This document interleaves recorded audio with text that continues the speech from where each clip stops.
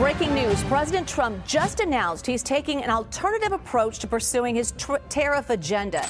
Today, I will sign an order to impose a 10% global tariff under Section 122, over and above our normal tariffs already being charged. The United States doesn't buy anything from Canada, and Canada doesn't buy anything from the United States. American firms buy stuff from Canadian firms, and those businesses do so because it's profitable to buy a product and exchange money for goods. Power in Washington rarely moves quietly, but this time it moved fast. With the stroke of a pen, Donald Trump signed a new executive order imposing a 10% global tariff on a broad range of imported goods, reigniting debates over trade, inflation, and executive authority. The announcement came framed as a defense of American workers and domestic manufacturing, but buried inside the order was a detail that immediately shifted the geopolitical conversation. Canada retained exemptions. That single carve-out changed everything. The executive order establishes a baseline 10% tariff on a wide spectrum of foreign imports, justified under national economic security and emergency trade authority.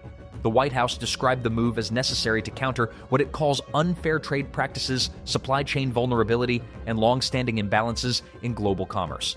Officials argued that American industry has been undercut by cheaper imports and that a uniform tariff creates leverage while encouraging reshoring. On paper, a 10% global tariff sounds straightforward. In reality, it touches nearly every sector: electronics, machinery, consumer goods, industrial components, and raw materials. Importers pay the tariff at the border. That cost does not disappear. It is either absorbed by companies, passed along to consumers, or split between both. Markets reacted cautiously, aware that even a modest across-the-board tariff can ripple through pricing structures. But Canada's exemption instantly became the headline within the headline. Under the updated order, Canadian goods entering the United States under existing trade frameworks remain exempt from the new 10% levy. That means products compliant with USMCA rules continue flowing without additional tariff burden. Mexico's treatment remains more complex, but Canada's status was explicitly clarified. Why does that matter? Because Canada is America's largest trading partner.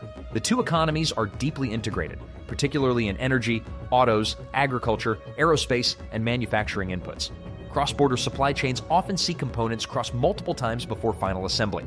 A blanket 10% tariff applied to Canada would have disrupted not only Canadian exporters, but American manufacturers who rely on those inputs. By retaining exemptions, the administration signaled two things at once. First, it wants to project strength globally.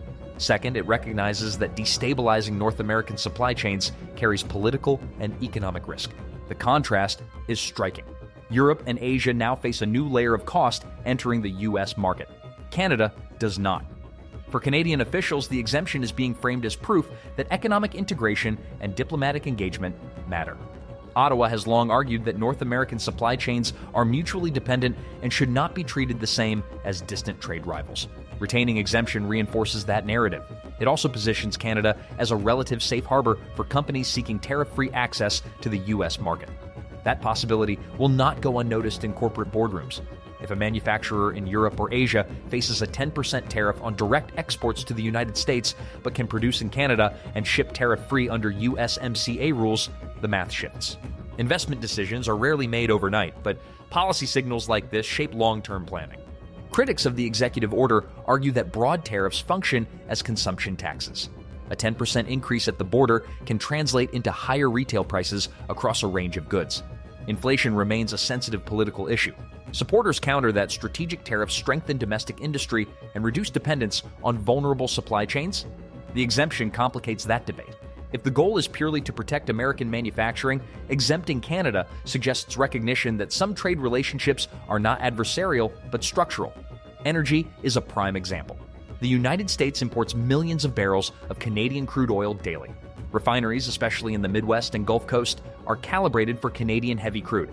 Imposing tariffs there would reverberate quickly through fuel prices. Autos tell a similar story.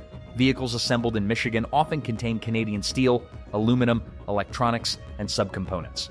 A 10% tariff applied indiscriminately would raise production costs for American carmakers, potentially weakening them relative to global competitors. By maintaining Canadian exemptions, the administration avoids immediate friction inside North America while applying pressure outward. International reactions were swift. European officials warned of potential retaliatory measures if the tariff structure remains in place. Asian exporters signaled concern over market access. Global trade groups question whether the order could face legal challenges, particularly in light of previous court scrutiny around executive trade authority. That legal dimension lingers in the background. Trade policy in the United States sits at the intersection of congressional authority and executive action. While presidents possess delegated powers under certain statutes, sweeping global tariffs often trigger constitutional and statutory debates. Whether this new 10% framework withstands scrutiny may depend on how narrowly it is justified and applied.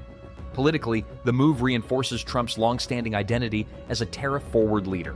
Throughout his career, tariffs have been presented as tools of leverage, instruments to extract concessions and reshape global trade dynamics. A universal baseline tariff aligns with that philosophy.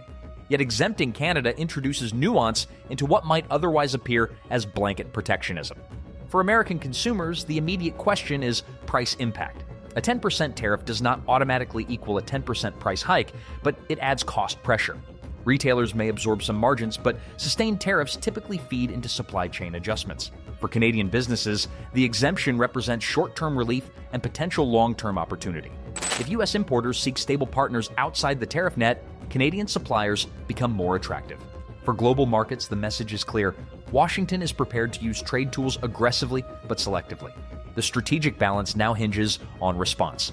Will affected countries negotiate exemptions of their own? Will Congress weigh in?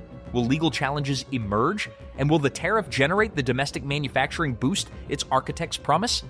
What is certain is that North America just became the exception in a widening trade framework. Trump's 10% global tariff reshapes the playing field. But by leaving Canada exempt, it also redraws the boundaries of economic alignment. In a world where trade is increasingly weaponized, exemptions speak as loudly as penalties. And in this case, the exemption may be the most powerful signal of all.